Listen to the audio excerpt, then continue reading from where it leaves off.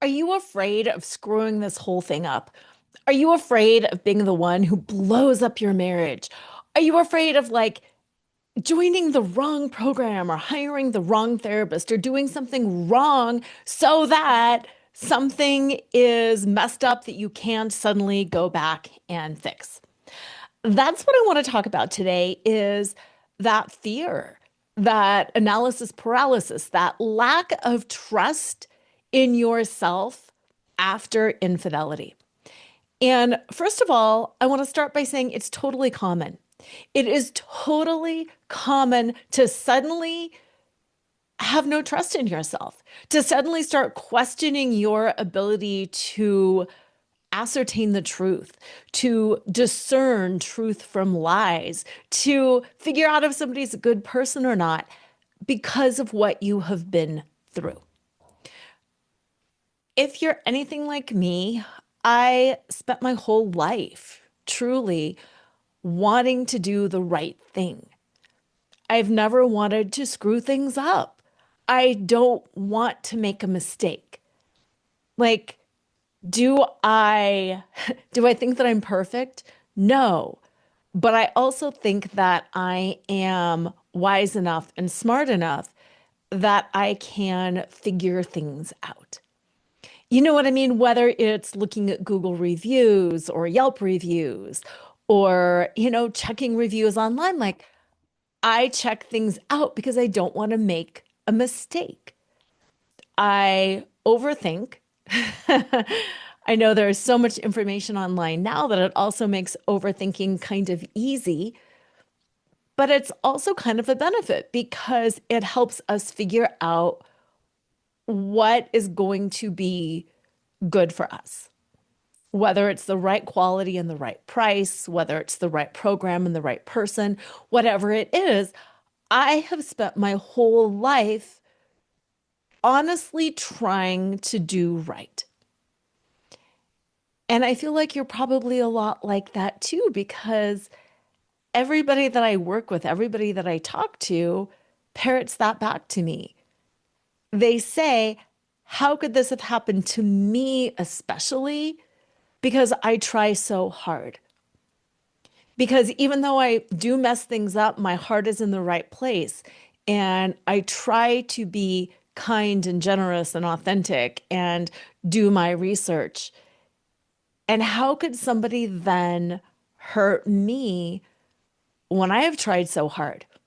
And when I can look around and see other people out there who aren't trying that hard and who aren't doing the right thing and who are kind of careless.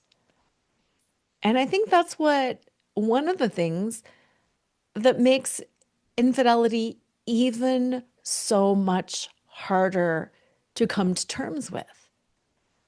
If you're playing fast and loose in your own marriage, yeah, okay, well, probably deserve that.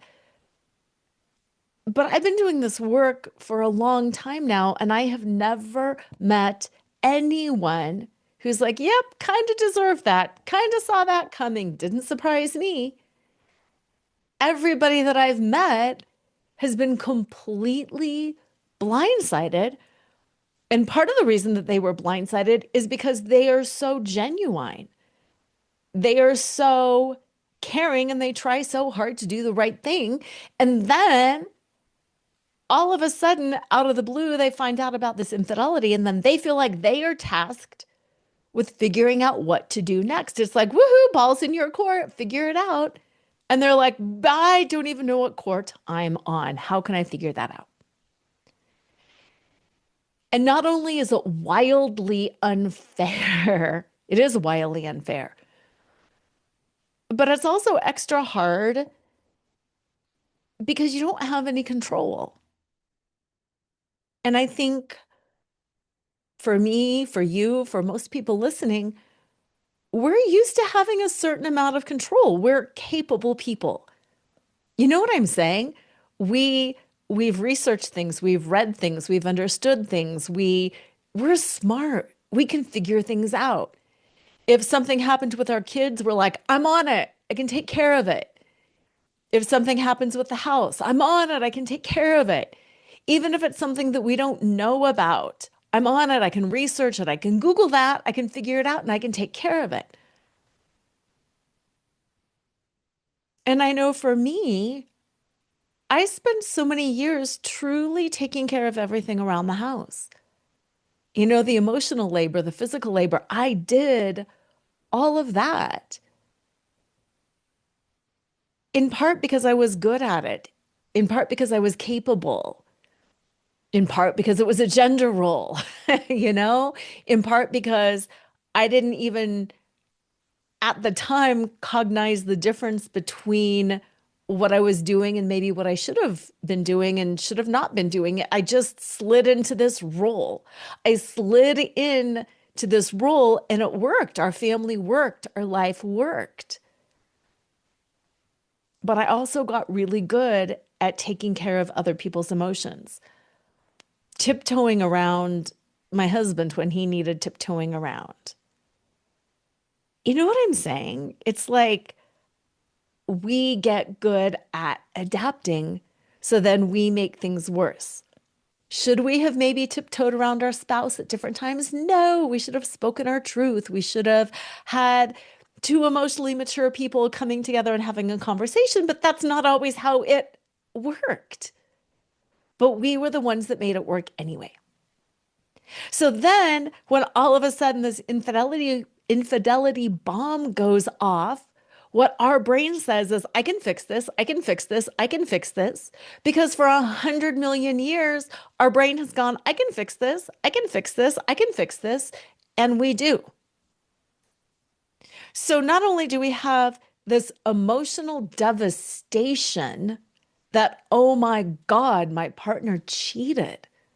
My partner actually cheated, and that doesn't even make sense in my brain. Now we have this other layer of devastation. I can't fix this. I'm a fixer, and I can't fix this. I don't even know how to sit with that. One of the things in my sessions that is very common is women trying to fix their partner. If I can get him to go to therapy, if I can get him to go to counseling, if I can get him, in the sex addiction program, alcohol addiction program, if I can get him to. And then one of the first things we have to do is break that down. You can't control another person. You want to. I want to. Oh my God, I want to. But this isn't something we can fix. We can't fix him. Raise your hand if you want to fix your partner. I want to fix my partner. I did then. Being totally honest, I still do. I want to fix people. I think we all do politically. Who wants to look at the quote other side, whatever that other side is, and be like, oh my God, if I could just talk to them and show them what is really true, I could fix their way of thinking because it doesn't make sense. We are fixers. If you were listening to me right now, chances are you are a fixer because you're capable, because you're smart, because you can. Now, you've probably heard the term codependent. And I have really mixed feelings with that term and with that concept because on the one hand, yes, people can have codependent type of behaviors. Yes, we can manipulate from the one down position. Yes, we can do all of the things like that. And there is an unhealthiness to that. I'm not saying that these behaviors can't cross the line. But what I am saying and what I want you to hear is a lot of times these behaviors are not codependent. They're not manipulative. These are high achiever traits and characteristics.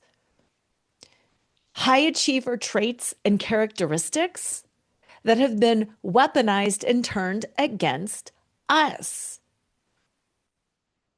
I'm so happy that we're starting to talk about this now, that not all narcissists are drawn to weak women.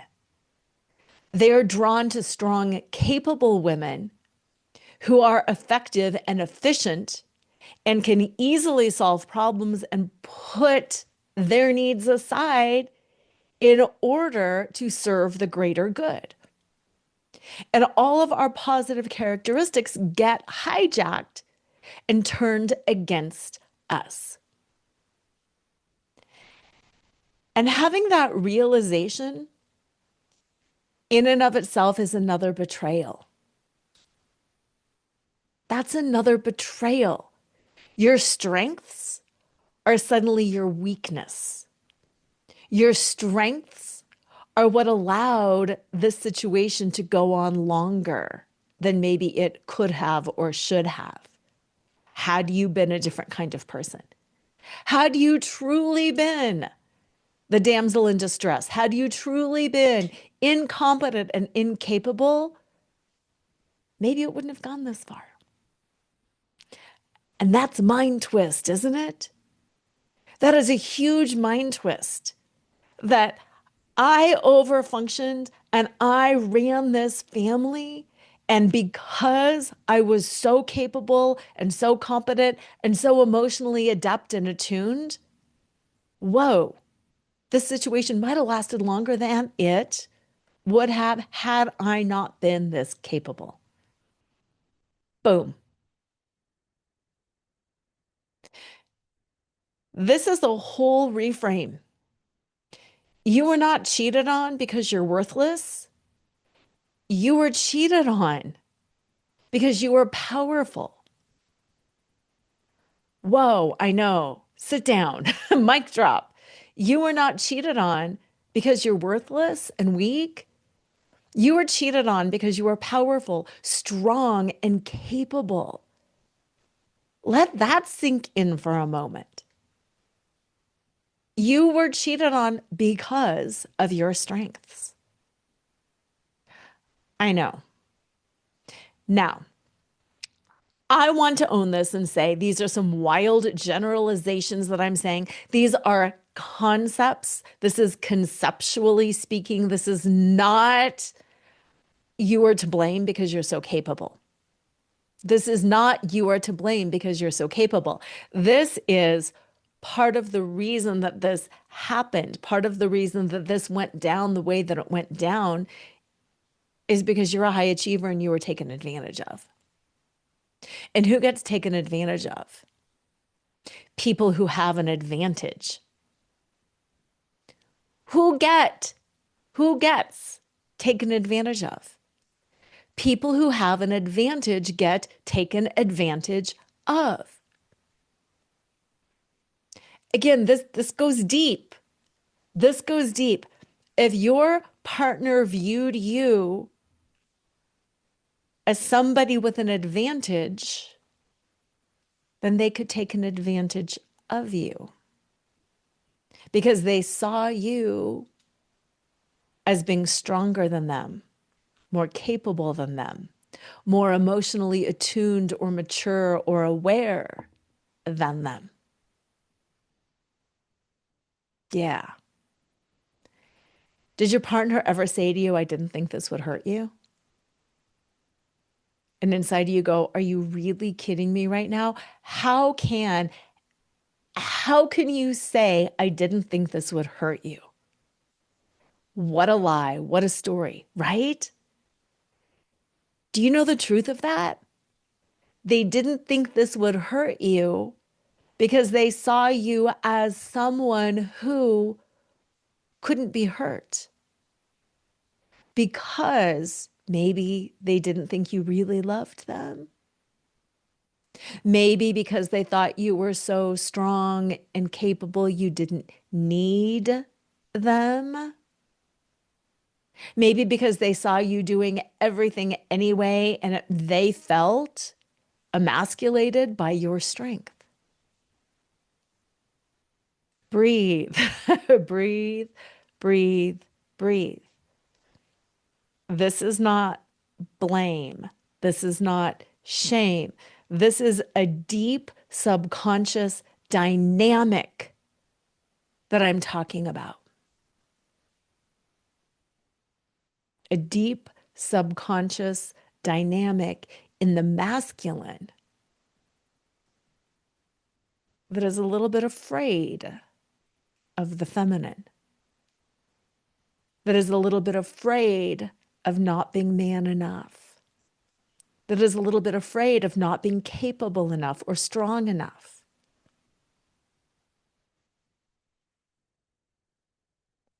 And it pokes at the insecure wounds.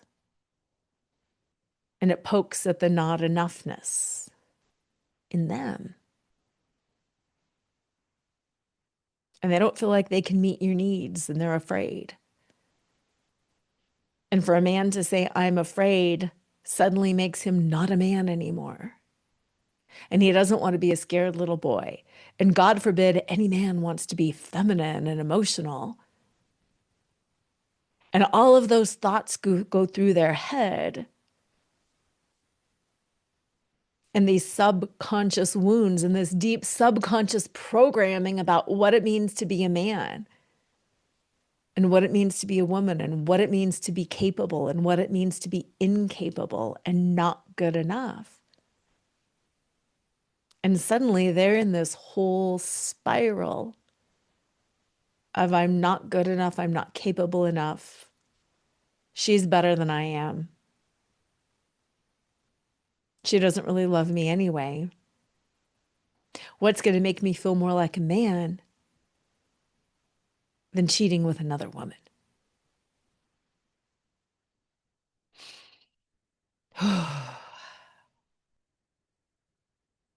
I know all the thoughts that are coming up in your head. It's deep. It's a little twisted, but it's also really, really sad. It's also really, really sad. And then what's worse for them is that suddenly they realize, oh my God, she was hurt. She is human too. Oh, I had the best thing going. I had someone who loved me, who took care of so many things, who was so capable, and I messed it up. And then once again, they're in that spiral of I messed it up. I can't go forward. If I own this, it's going to make me weak. So I have to put the stake in the ground that I'm justified in doing this, that I deserve this, that it wasn't as bad as she thought. Because they can't drop the ego front and move into that painful, wounded little boy and speak their truth. So then they create more damage. See the dynamic? Wounded boy, powerful woman. Deeply insecure.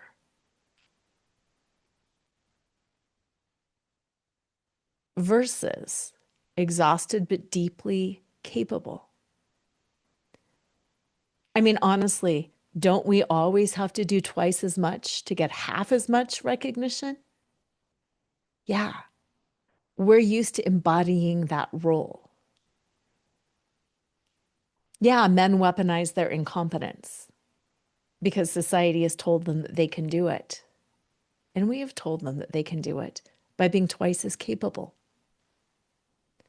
Now, you might be saying, how did we get here? Why are we talking about this? This is my pain and he did this. And I am not going to feel sorry for him. That is not an excuse. And you're right. It's not an excuse. How we got here is I want you to see these different layers of dynamics. This might be exactly what happened in your relationship. It might be partially what happened in your relationship. And you might be listening thinking, no, that's not really my partner. In any event, it's all fine. It's that I want you to start thinking about the societal conditioning, these societal labels, the ways in which we function in the world. So with that as the backdrop, we're going to come back around to you and you not wanting to screw up your marriage and you not wanting to hire the wrong coach and you not wanting to invest in the wrong therapist and the pressure that you feel to get it right. All of a sudden, this bomb goes off. You find out about this infidelity. In my case, I found out about something that happened 15 years earlier, and I'm supposed to process it in a day, in a moment, and figure out what I'm going to do with the rest of my life and the rest of my kids' life in 1 minute, finding out something that happened 15 years earlier. Oh my God, I don't think so. I'm not even capable of that. A couple shows ago, I talked about that knowledge of infidelity and how we don't usually find out in the moment, how we are the last one to know. And then we have this huge catch up game that we need to play. And it's hard. And with that backdrop of us as the capable woman who figures things out, who takes care of things, who knows what to say and to do, all of a sudden we're given this bomb and we don't know what to do.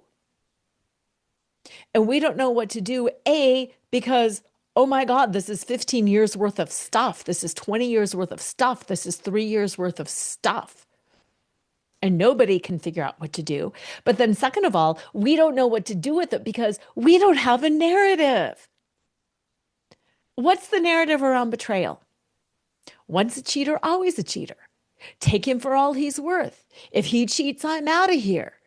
Cheating is all about passion and love and blah, blah, blah, blah, blah. And you're not good enough. The narrative that we have around betrayal is not real, and it's not healthy, and it's not useful. And there's such a stigma around betrayal that we don't talk about it. We're not like, hey, my husband cheated, mine did too. Oh my, we don't talk about it. There is stigma, there is shame, there is horror around that. So not only do we have a really difficult position, bam, bomb went off, I've got to catch up and reassimilate 15 years of my life now, but I also have no schema with which to move forward. The only schema I have is some kind of negative stuff. Once a cheater, always a cheater. Leave now. It's never going to get better. Why did you even stay? Why didn't you know? So now, not only am I trying to catch up to where I'm at in the present moment, but I've got all this negative story and narrative in my head, and my heart and my mind and my energy and my soul are probably saying a whole bunch of different conflicting things. And one of those conflicting things that's being said is, I don't want to screw it up. I don't want to screw it up. Oh my God, I don't want to screw this up. I don't want to blow up my life. I don't want to mess this up. I've worked really, really hard. The kids are this age. We're going to have grandkids. I've got my career. We're looking at retirement. What if I die alone? Am I ever going to find anybody else? Oh my God, especially at my age. Look at my body. Look at my life. Look at my finances, families. It's this avalanche of pressure to not screw up something that you didn't screw up in the first place.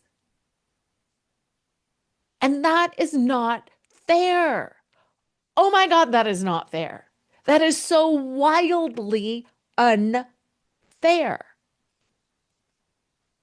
And then because we're capable and we're smart and we're strong, we try to figure it out. But then we're in this state of overwhelm. Our nervous system is hijacked. We're going through the grief, we're going through the anger, we're going through the rage, and we can't make really good decisions because we're in the thick of it. And when our nervous system is hijacked, we go into fight, flight, freeze, or fix. And I want to talk a little bit more about those. When you find this out and your nervous system lights up and it's totally hijacked, you move from the prefrontal cortex, the rational, reasonable thinking portion of your brain, and you go all the way back here to the survival portion of your brain. And you just react. It's like threat, react. You don't think about it. You just react. And it's hard. It's hard to be in that space. It's hard to say, okay, bomb just went off. Give me 3 weeks to lay on the floor and cry, and then I'll get back to you. No, you've got jobs, families, all this stuff, all the questions. And then the questions can kick up some more trauma. And then one of the things that can happen too is where's the place that we first go when our marriage is in trouble? Marriage counseling, right? If we're having a crisis, we get a counselor. There are amazing counselors out there. There are also not amazing counselors who are not trauma aware, trauma informed. There are people out there who have great intentions, but they don't know the dynamic of infidelity. Maybe they've studied it, but they haven't lived it. Maybe they just don't understand you and your situation based on where you are at now. And also, sometimes therapists, counselors want to go back and start helping you process things, which is wonderful. You need that. We all need processing. But sometimes that's not where you're at in the moment. And it's vitally important to know where you're at in the moment. Do you ask yourself, what do I need right now? Do I need medicine? Do I need something to help me sleep? Do I need something with my anxiety? Like, do I need drugs at this time to get me through this immediate crisis?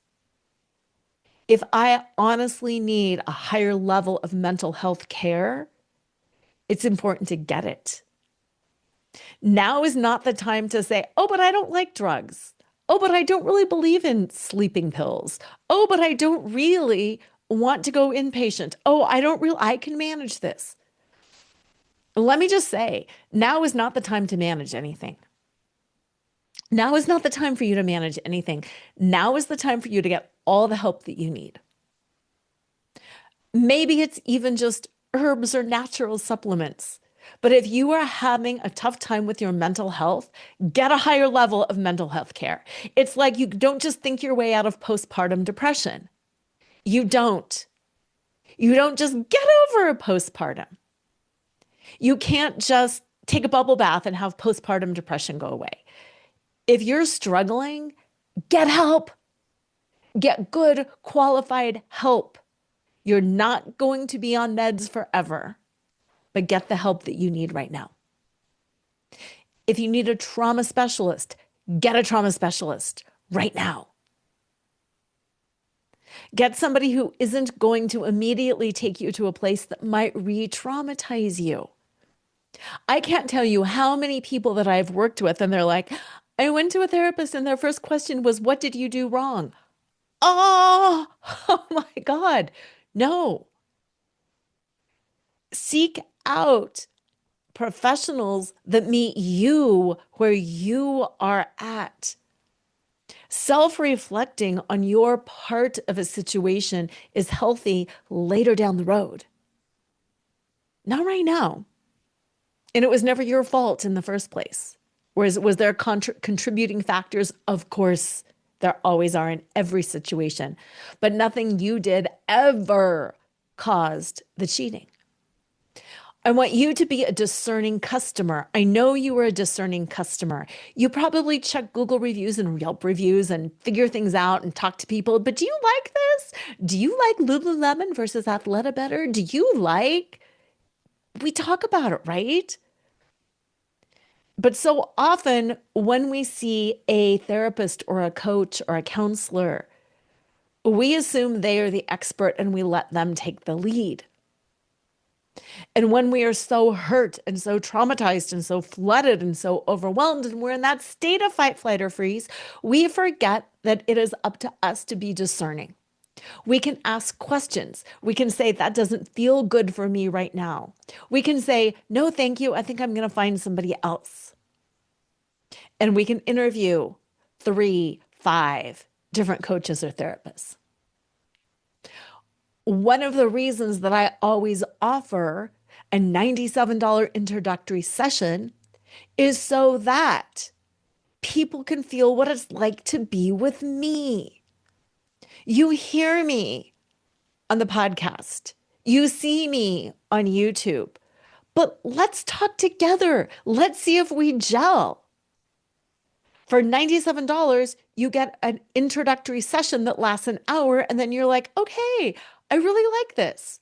Okay, I need a shift around this. It's not a huge commitment because the last thing you need right now is a huge commitment.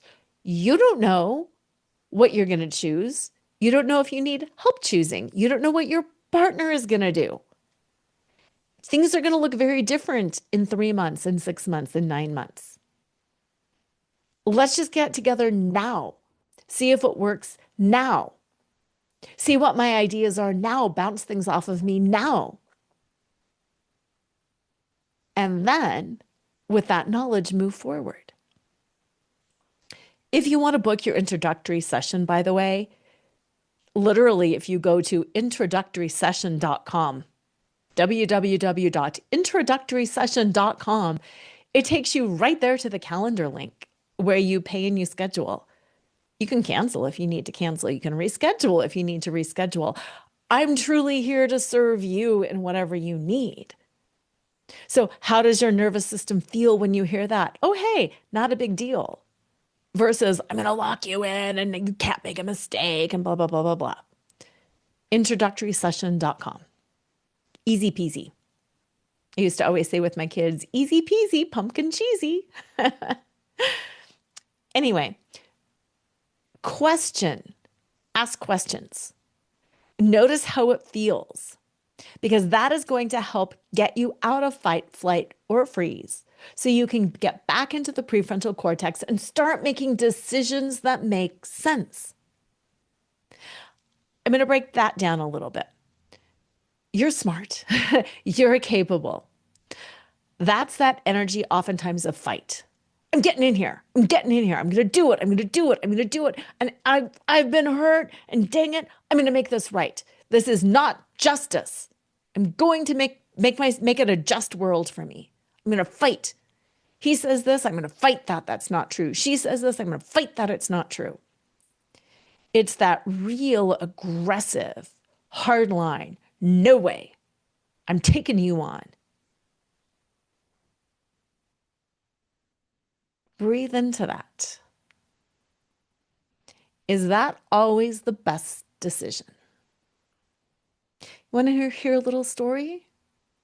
You know what I did the moment that I found out? The afternoon I found out, not the moment I found out. There was a lot of intervening stuff.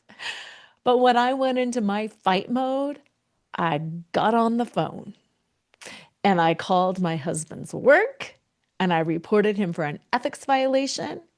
And I called these professional associations that he was a part of, and I reported him and the other woman involved in that one for ethics violations.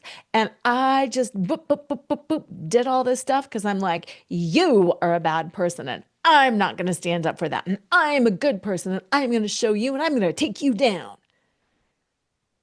And then a little bit later that evening, when I calmed down, it was like, oh, gee, maybe that wasn't the best of ideas.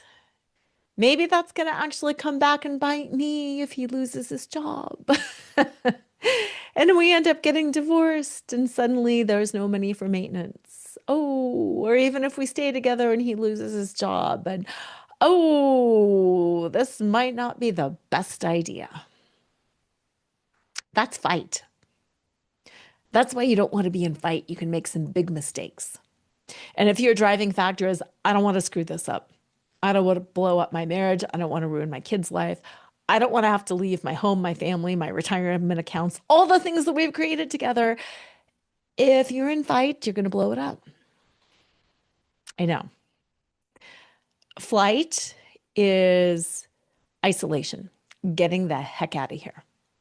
And you know what? I don't think flight in general is as damaging. It can be, but it's not generally as damaging as fight. It's just that need to be alone. I mean, I don't even want to be around you. I don't even want to see you. I don't even want, it's that energy of just, God, get me out of here. I talk to a lot of women. I do that introductory session for a lot of women who are like, I'm zooming in from an Airbnb. I'm in a hotel right now. I took off to, wherever for a week because I needed to figure this out. And that can be healthy too. That can be healthy because it will give you a chance to get away from the trigger. Your partner is the trigger. The fact that your real life is never going to look the same again. The fact that your future is not the future that you thought. That takes time to process, and it's good sometimes to get away. I actually attempted that at one point in my recovery. I I Googled what is the closest beach to Colorado, and it was Texas. And I was like, I'm just going to get in the car. I'm going to get an Airbnb. I found one like right there on the water. And I'm just going to go down and I'm going to spend however long I need. And then my mind spiraled. Oh my God, that's a long drive. And who's going to be home taking care of the animals? And what about the kids? And what about this? And what about that? And then I ended up not doing it. And you know what? I don't really know if that's good or bad that I didn't do it, but I recognize that need that I just have to get out of my life. I have to get out of my life for a moment. I've got to get out of here. I cannot handle this. And my husband and I have had several other flight moments along the way. We saw coaches, we saw counselors, we saw energy healers. Like we did all the things. We did, books and podcasts and talked and blah, blah, blah, blah, blah, blah, blah. And then there were moments where we're like, I can't take any more. I need a break. I need a huge break. It actually feels re-traumatizing to go to our couples therapist. Like everything would be going fine. We're having this good day. We'd be like, oh God, we have to go. And then we'd get in a fight on the way home, or we'd feel icky on the way home. And it would just like bring up all of this stuff. And we're like, "Ugh." We were calming down, we were soothing, we were having a good connection, and now we're not. And that's icky. And I don't want that. And I don't want to go to counseling again. And I don't want to rehash the past again. I understand it. I'm not totally at peace with it yet, but the last thing I want to do is go rehash it right now. Right now, I just want to grill burgers and take a walk and then chill out and watch a movie. And that's flight, yes. But I also think that's fair. I really think we need that time to process and to stop having it in our face because we can't lean in all the time. Now, a little bit similar, but a little bit different is freeze. So I'm asking you right now, right here, what were your fight moments? Like when I was going to call everybody and tell. What were your flight moments where you're like, I got to get out of my life. Got to get out of my life. The last one is freeze. And like I said, it's similar to flight, but it's different. It's literally, I can't do anything. I can't even make the call to book the Airbnb. I can't even pick up the phone and call for help. I can't even open the laptop and Google things. I can't even open my phone and push play on some podcasts. It's just too much. I can't cook dinner. I can't get out of bed. I can't get off the floor. I can't. I had plenty of I can'ts along the way too. Plenty of days where I couldn't get off the floor and I'd think, my son's coming home and I have to figure this out. And I want to go do things and I need to go do things. And I couldn't do it. I just couldn't do it. Couldn't do it. My husband also. It's been an incredible journey. Incredible bad, incredible good, and just incredible. But he ended up taking a significant time away from work afterwards. And, kid you not, he would sit on the couch, sometimes for hours. Not really depressive, but just sitting and staring at a wall and processing. And I had plenty of those times too. And again, with so many of these states, there's a healthy, I got to give myself time and space to feel. And then there's that freeze, I can't. And I think that's the difference that I want you to know is that difference between I can't, I'm in a total state of freeze and I literally can't, versus I'm overwhelmed and I'm re-regulating my nervous system right now. I'm just taking 5. A boundary, I'm choosing to take 5 versus I can't. I cannot move forward right now. So whether you're in fight, flight, or freeze, you are in the survival portion of your brain. It's the deer, the antelope running away, fighting, or playing dead. Where are you fighting? Where are you running away? And where are you playing dead? Because in none of those states can you actually process the emotion, figure things out, and move forward with reasonableness, with rational thought. In none of those states can you actually fix the problem. And what we're going to talk about now is that fix. One of the other nervous system dysregulation states is fix. Sometimes people call it fawn, sometimes people call it fix. And here's where it gets a little tricky, I think, with high achievers, with strong, smart, capable women. We can fix, and we do fix. And we will always fix. I'm always going to fix things. It's who I am. But what's the motivation behind that fixing? No, I'm not going to start there. I'm going to start here.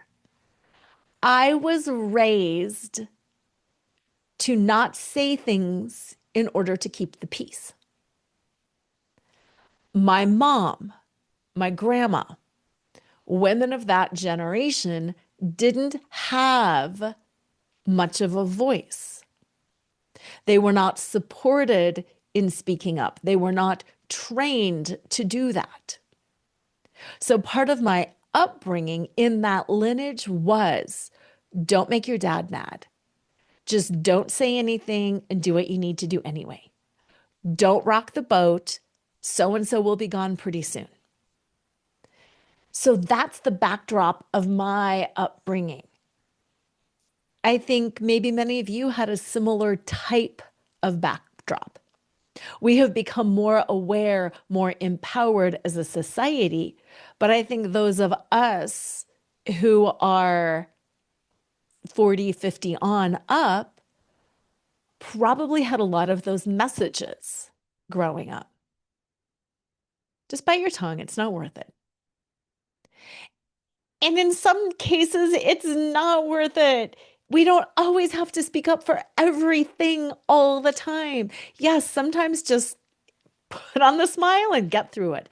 There's some validity to that. Yes, it's just that I was raised to do that as a matter of course.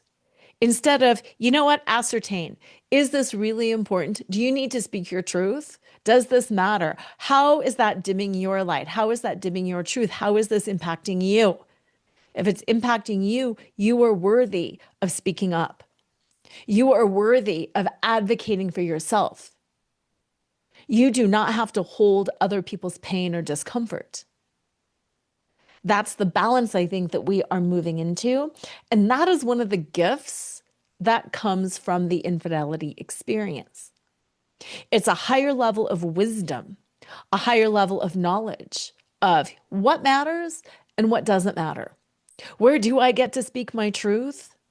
And where am I just going to partner and not always rock the boat and always say everything? Because sometimes it is just rocking the boat for the sake of being a little bit obnoxious. We've been around those people too, right? Where you're like, oh my God, can you just agree with anything ever? You know what I mean? You say, let's meet at 3. And they're like, that won't work for me. And you're like, are you kidding me? We've been talking about this for 6 months that we're going to meet in the afternoon. And they're like, no, really? 3:15. And you're like, okay, fine, 3:15. And then they're like, no, really 3:05 would be a little bit better. And you're like, oh, with everything, it's subtleties. It's subtleties. Where are you not speaking up because of your conditioning to not rock the boat? Because of the idea that I have to manage all the uncomfortable feelings. I don't want them to get angry. I don't want them to get mad. I don't want them to let them be angry and mad and have uncomfortable feelings. They're humans. They can process their own emotions. But you're a human too, and you get to process yours, and you don't have to take things on for other people. So why are you fixing? Are you fixing because you've been conditioned to be the fixer? Are you fixing because your partner has weaponized their incompetence?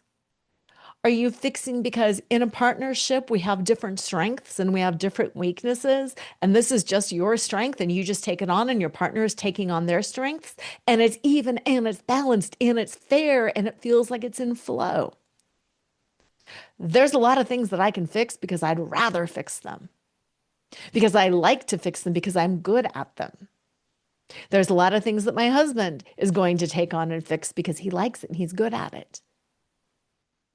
So why are you fixing?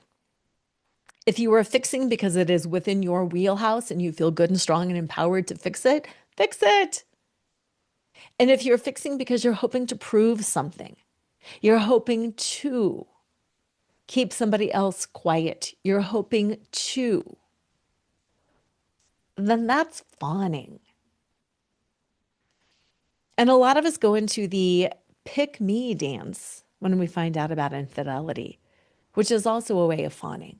Oh, I'll take care of you. I'll do whatever you want me to do. Oh, let's go, be intimate all the time. Hyper bonding. That's a trauma response. Hyper bonding is a trauma response. If you see how necessary I am to your comfort and pleasure and happiness, you will never let me go again. You're going to see how useful and valuable I am, and you're going to be sad and you're going to want me. And then I won't have to worry because you'll always want me. Trauma response. So where have you fawned? I mean, same thing. There was a lot of fawning I did. When he would come home, I would be like, oh, I'm going to make myself beautiful. I'm going to look at my hair and my makeup and I'm doing all of this. And I'm happy I would go into that.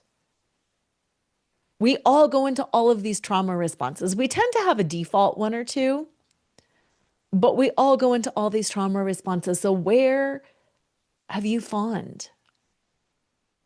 Where have you fought? Where have you run away? Where have you just been frozen?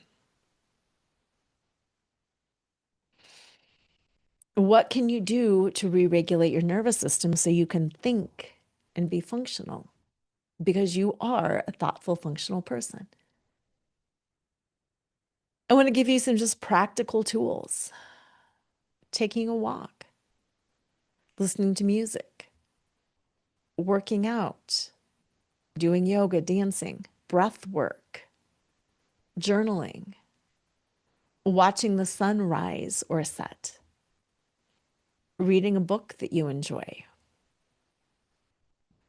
maybe watching a movie or a TV show, watching a comedy special. That's a huge one.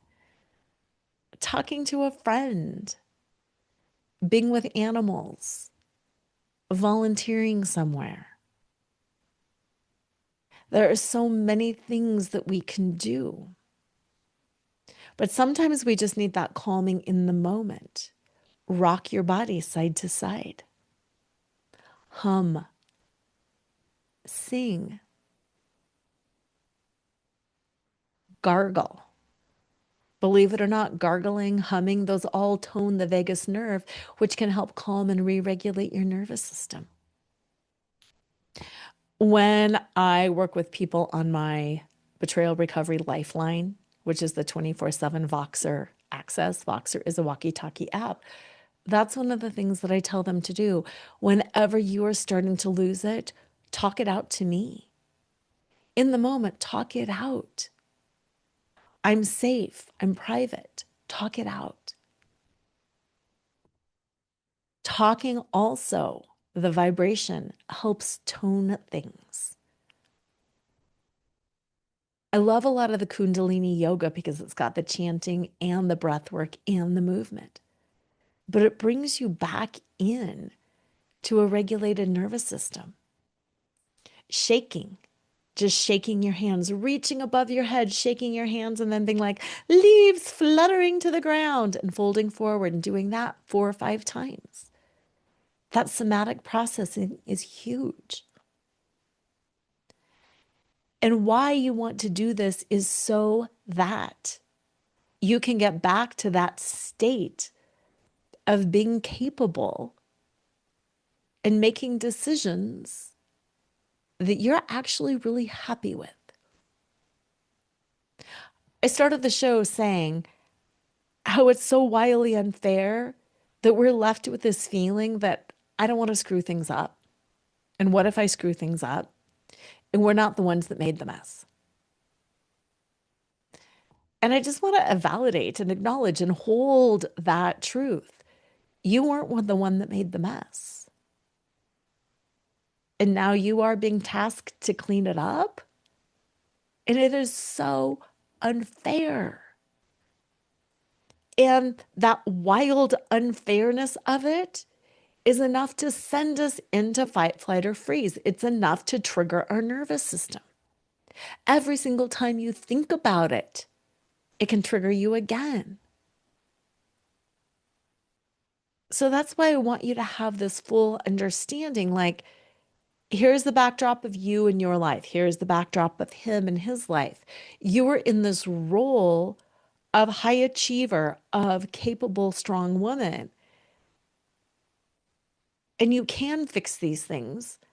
And then this bomb goes off and it stimulates all of his insecurity and all of his pain.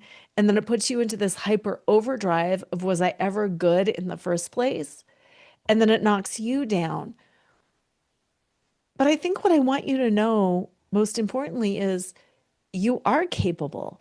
You are strong. And just because you've been knocked down in this moment doesn't mean that you were never not capable and strong. You have always been strong and capable, which is so weirdly why you're here. It's just part of that dynamic. And no, you don't want to mess up your family. And I want to assure you, you're not going to. You're not going to mess up your family. You are not blowing this up. You might make a decision that impacts things, but you're not blowing this up. And it is wildly unfair when we feel that way. And infidelity is wildly unfair. So don't buy into that narrative that you are the one now blowing up your family, because that is not fair. Do not let anybody put that on you, because you're not. If you end up divorced, if you end up with your family, quote, blown up, it's on them. It's not on you. If you make a decision to end things, just because you made the final decision does not mean that you were the cause. Just because you make the final decision does not mean that you were the cause.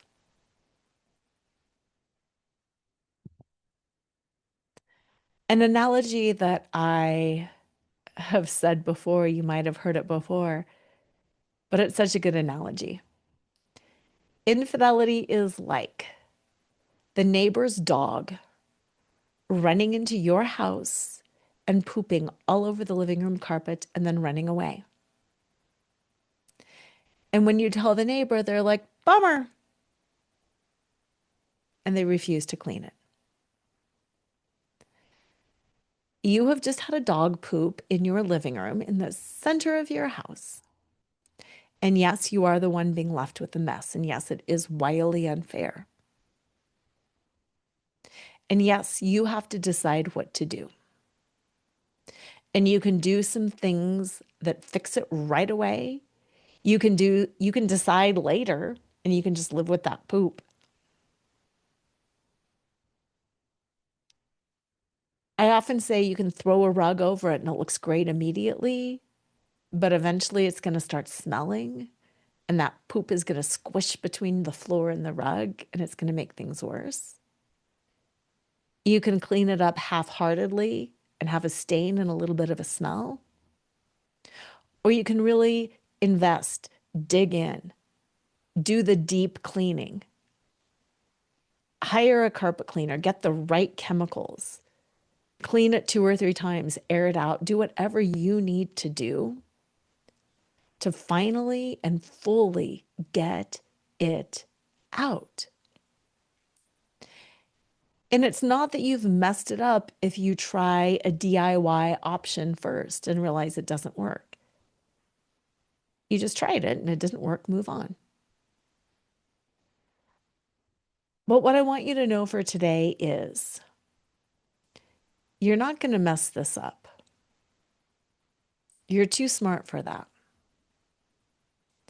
You're not going to mess this up. You're too capable for that.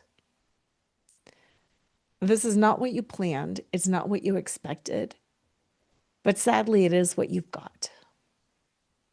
And you can make something really, really good out of it. Or you can make something really, really bad out of it too. Truly, the choice is yours. The way to make a good choice is to re-regulate that nervous system. Notice, identify, say to yourself, I am in fight. I am in flight. I am in fawn. I am in freeze. Notice it. Do something to calm and re-regulate. Then think about that dog poop analogy and decide what you need to do. And then question the professionals that are helping you. If somebody is not helping you, choose another one. If you choose a program and you don't love it, try a different one. Nobody is a better expert on you and your life and your marriage than you are. If somebody says breath work is going to work and it's not doing it for you, try something else. You're not broken. That's the other thing I hear so often. People are like, oh my God, I'm so glad I found you. I did all these other programs and I did all these other things and I did none of it worked and I really thought I was broken. You're not broken. Betrayal recovery needs to be holistic. You need to heal the body through somatic processing. You need to heal the mind through an understanding of why, what caused this. You need to heal the emotion and the heartbreak. You need to heal on a spiritual level by understanding and then growing because of this experience. It's holistic. You do not need to stay stuck. You do not need to stay angry or bitter or mad or resentful or any of those things. It's just that you haven't gotten all the pieces together yet. Reach out, introductorysession.com. Let's figure out what's missing. Let's figure out what worked. Let's figure out what didn't work. Let's figure out what is that most appropriate next step to bring all of these pieces together and to heal you. So when you look back on this, you will be able to confidently say, I did it right. I did it right. Of course, I had some missteps. Of course, I had some confusion, but you know what? I did it right. I didn't mess things up. I didn't make things worse. That's another biggie, making things worse. I did it right. So if you want to do it right, if you want to make sure you're not making things worse, and if you want to be able to look back on this in 5, 10, 15 years and be like, oh yeah, worst time in my life, but I nailed it. And here's what I got because of it. And here's why I'm better because of it. And here's what I understand now that I didn't know then. If that's what you want, then I'm the one for you and you're the one for me. Introductorysession.com. And quite frankly, if you're the one that's like, I don't know, I'm just going to barely skate by. I don't know, I'm going to let him figure it out. I don't know. I just want this to go away. Keep listening because maybe you're going to get to a higher level, but you've got hope. Your future is going to be good. And one day you will look back on this and say, yeah, I rocked that situation and I'm better because of it. Have an amazing week. Always remember that you are worthy. You are good. You deserve good. And that who you are exactly as you are is always more than enough.